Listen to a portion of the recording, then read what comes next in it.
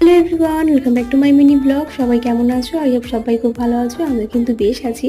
তো আজকে আবার একটা মিনি ব্লগ নিয়ে চলে আসলাম। এখানে প্রথমে আমি আমার থাইরয়েডের ওষুধটা নিলাম সকালবেলা।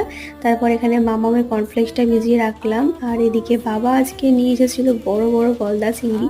বাড়িতে গলদা চিংড়ি এসেছে আর আমি রান্না করব না সেটা তো হয় না। তাই কিন্তু চটপট রান্নাঘরে চলে আসলাম, সাথে সব কিছু গুছিয়ে নিলাম যেগুলো দিয়ে আর মালাইকারি করা হয়।